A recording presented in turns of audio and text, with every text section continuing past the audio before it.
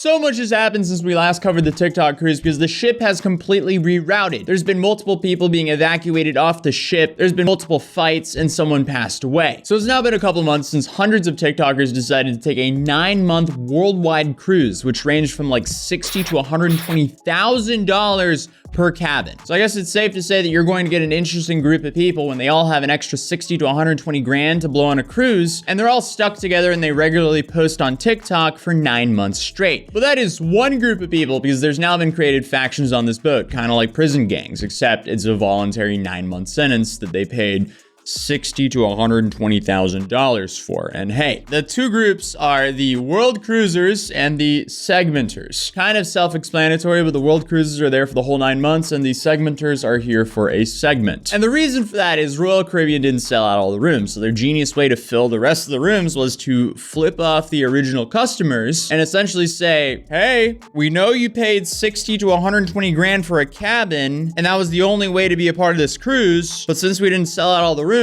now someone can come along for one segment and pay a fraction of the price, and I guess pick and choose their ideal stops for this cruise with a massive discount. So unfortunately, a chunk of the world cruisers aren't letting the segmenters into their cliques and their Facebook groups, because why not act like high schoolers when you're kind of stuck with everyone like you're in high school again? Oh, that's a shame. They're just other customers. Why don't you just redirect that energy towards Royal Caribbean, who did that to you to begin with? Like, if you got wronged by a company, why are you taking it out on the customers who just got a better deal? That's not their fault. Anyone wants a good deal. But I mean, hey, if people just acted rationally, I would be pretty much unemployed. But either way, in my last video, we went over some of the TikTokers that were on board, and there is so many more than that at this point. But apparently, two of those people that I thought originally was on the cruise, they were not on the cruise. They were just pretending to be on the cruise, and they were on some other ship at some point and used that footage to, I guess, fool the internet and me. But in my last video, we also covered a whole plethora of problems that happened on board, like the massive flooding and the fact they had to skip multiple stops in a row,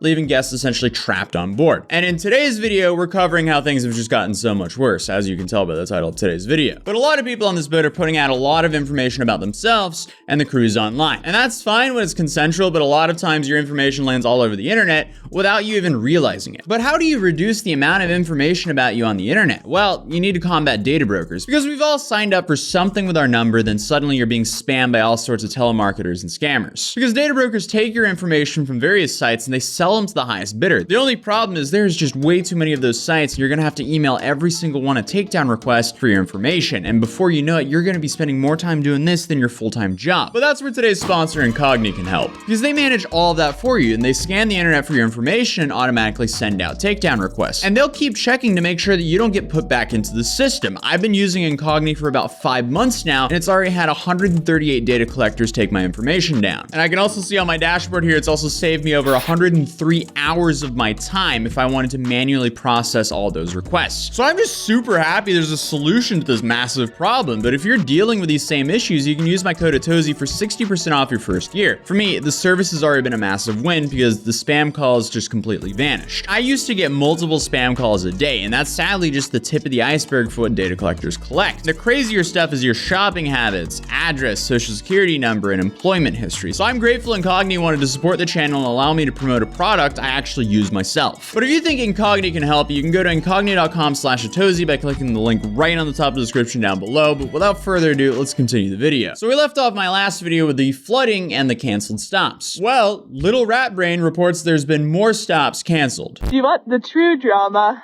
of the 9-month cruise? It's the fact that every single tended port so far has been canceled last minute. So in the Falkland Islands, there was already a 30% chance that we couldn't go, since a couple of days ago there were 45-foot waves. Just this morning, we got the announcement that due to wind conditions, we will not be going. But speaking of canceled, there were apparently a bunch of rumors on board that the entire cruise would be canceled early, due to another cruise called Silver Sea ending their cruise early. This lady who's also on the ship, she made a video where she believes the whole cruise will be canceled in LA because of the conflict going on in the Middle East. Because apparently the cruise was originally set to go straight through the Suez Canal. But as of right now, the cruise being canceled, that's just rumors and speculations. But as the cruise is continuing, even more stops are being canceled, like Ecuador. But we've also received communications that we will not be visiting Ecuador. So what has happened there? Basically, on January 7th, a notorious gang leader has escaped from prison, and this is his second time doing so in a decade. On January 8th, the current president declared a state of emergency that will last 60 days. January 9th, 12 armed individuals stormed a on-air news station with explosives. They were arrested, and on the same day, the president then decreed that the 20 of the different gangs are now terrorist groups after various attacks, including abduction of police officers, attempted murder on the lead prosecutor, and explosions near the house of the president of the National Justice Courts. What are the odds? You have so many stops that were just canceled because of bad weather, but when the weather is finally good, a gang leader escapes from prison. Clearly, the cruisers can't catch a break here, and their luck is really not about to change. Because to make things worse, fights are now breaking out on their cruise as well. And the first fight was between 4 people before it was broken up. They were all women, and it was a 3 versus 1. But the only problem was, when the fight was broken up, allegedly the 3 women realized they jumped the wrong person. How that happens, I don't know, but that was definitely not the only altercation on this cruise, because the mess is only getting started. Because to add to that, a bunch of cruisers ended up in the hospital in Peru. And to make things worse for them again, they had to cancel Machu Picchu because of some protests, so they couldn't even get there. Then to make things even worse for the cruisers, a bunch of these cruisers might actually get kicked off the cruise if they don't get their visas fixed for New Zealand. So a few of the guests have just received a notice through their door directly from Royal Caribbean, and it says this: our records show you are holding a passport that requires a valid visa for New Zealand. It says, to expedite our clearance procedure, please forward your valid visa. You need to provide this no later than Friday, the 2nd of February 2024, which is tomorrow. And then it says, immigration in New Zealand does not allow any guests to remain on board without a valid visa. And if you don't have a valid visa for New Zealand, you need to disembark the ship on February 11th, 2024. It then says Royal Caribbean is not responsible for any independent travel arrangements made.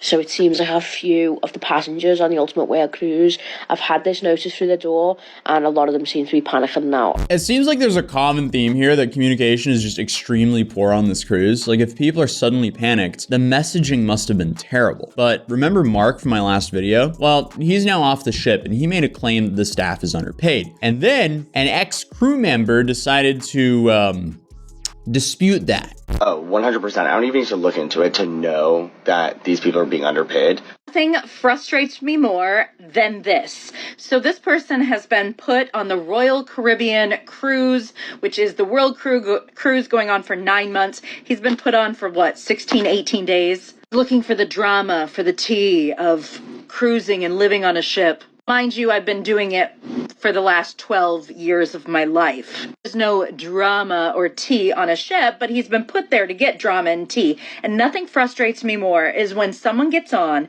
knows nothing about the cruise industry, and then starts talking about how my former colleagues don't make money.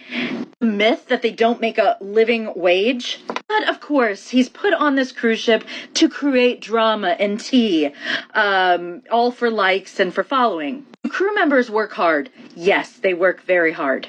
They're away from their families for a long amount of time. Yes, I know. The longest I was away from my family was 11 months. Is there a thing such as currency conversion? Yes, they're paid in US dollars. You hear me? US dollars. Hence the reason there are not a lot of Americans on board, because we don't get currency conversion. And we pay taxes, and we pay healthcare. Some of these countries, you have to pay no taxes. Take for example, South Africa. When I was working as an event manager, another person was working as an event manager from South Africa. Let's just say I was making $4,500 per month. Well, he was making $4,500 per month as well, except for my $4,500 was taxed, no currency conversion, and I paid for healthcare. His $4,500, he was not taxed on, and he got to convert that to rand, and at the time, it was 16 rand per dollar. Go ahead and look up the conversion rate for $1 for the Indonesian rupee. A month of salary that they're getting here is 3 months of salary back home. So you guys know I never get too upset and I'm always positive, but this account is really annoying me right now because they're on creating drama out of nothing, talking about stuff that they don't know, all because they're talking about the world cruise that's been going on for forever. People have been doing world cruises and living on cruise ships forever. I was like the OG when it came to living on a cruise ship. Well, a 9-month cruise is way too long. The longest I would do is like a 3 to 4 month world cruise. Anyways, I'm gonna go have dinner now. I'm not gonna let this upset me anymore, but I just hate when new cruisers come on and just make up stories and misinformation. It's really annoying because it's people like me that have to correct this information. Now, there's a few problems with her statements here. Number one, South Africans have to pay tax. It also seems like if you make your money as a South African outside of South Africa, you still have to report it and pay taxes and pay healthcare. They have healthcare. What is she talking about? Then her entire comment section is loaded with people who work on cruises claiming they only make 20 grand a year in salary. And then she kind of proved her own point by saying there's a very few amount of American workers because they simply just don't pay enough. It also came out that she was an event manager as well, which is likely paid more than a waiter, cleaner, or dishwasher. Because $4,500 a month is good. 20 grand a year? Not so much. So I don't know why she decided to make this video, but Mark did respond to her. Oh girl, I'm not getting involved in all that, but it seems like after 10 minutes of research that the average yearly salary a Royal Caribbean worker makes is under $25,000. If you think that $25,000 is a livable wage, you're delusional. And allegedly, there's like 100 countries that make up the employees, or that the employees are from on this boat. Not all of them have a great conversion rate. But remember this lady and her worries about going through the Suez Canal. Well, she has an update about that. And one of the questions asked is about whether they're rerouting our ship. And his words were, "We are not going anywhere near the Red Sea." So he says that Royal Caribbean is waiting to make the announcement until the end of segment 2. Okay, so it seems like the cruise is still on. And speaking of things that are still on, remember the lady who was hiding ducks around? Well, apparently she's on like day 59 of hiding ducks on this cruise. This is day 59, and we were up for a little more duck hiding today. So I guess that was the one wholesome update that's still going on day 59. But going back to the absolute show, a segmenter who just left the ship tells her story from experiencing an assault. And when I say I'm mad, I am pissed off because I signed a contract to say that I would not abuse other guests. But yet you still have a pinnacle person in a suite who physically assaulted another guest, but you're not acting on it. And you say you're not acting on it because it happened ashore, but it happened ashore on a Royal Caribbean excursion, and any other time you would act on it. But because this person is pinnacle and in a suite, you're letting them get away with not only bullying and harassing a family of kids and chasing them around for a whole entire day. And this has been going on not just on that excursion day for weeks, but when someone stood up to him and told him he was being a bully and proceeded to tell him he needed to stop, he then pushed her so much so that she damaged her ankle and sprained it. And you know about all of this because there were 20 witnesses to it. You've interviewed everyone, and your action to do this is to do nothing.